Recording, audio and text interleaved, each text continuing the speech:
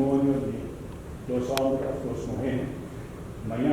Die doce edição está na ocasião de 160 anos da abolição de esclavitud aqui na Antillas e 150 anos na Suriname. 10 anos passados, a primeira edição, aqui de 2 me ampliou com um tique mais informação sociológica e jurídico, pero basicamente trata lo que Bomesa tende agora aqui, no rato passado. Evolução de esclavitud e evolução ou problema que nós temos atualmente com o matrimônio de mesmo sexo, entre pessoas de mesmo sexo.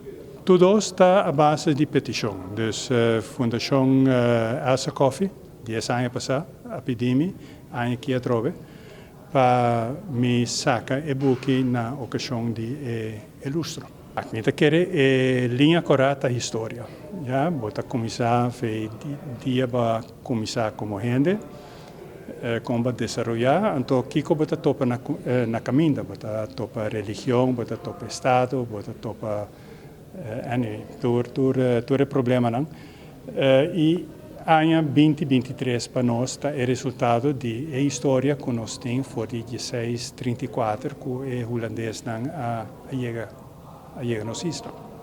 Política e lei não, o que mais purba explica, bem buque também, tá que a política tá é o que tá põe tá traz lei, já tá político tá dentro da staten tá bota pro ou contra uma lei. Atualmente nós temos uma lei que diz que o matrimônio está somente entre homem e mulher. E sei no momento aqui está guardo da parte que vai guardo tumbado de juiz não. Então uma vez que sei sucede nós está aí outro tipo de legislação. Pero esse é parte chave e não cai fechado, é o resultado de processo que começou por de ano 1060, né? Onde a religião católica está penetrada na legislação europeia, então finalmente chega a nós também. E a única coisa a Europa segue desenvolver, nós queda parar.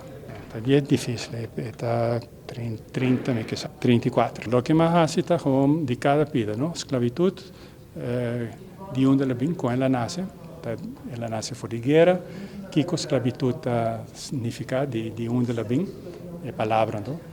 E que está o seu desenvolvimento, e me está terminando, pensando que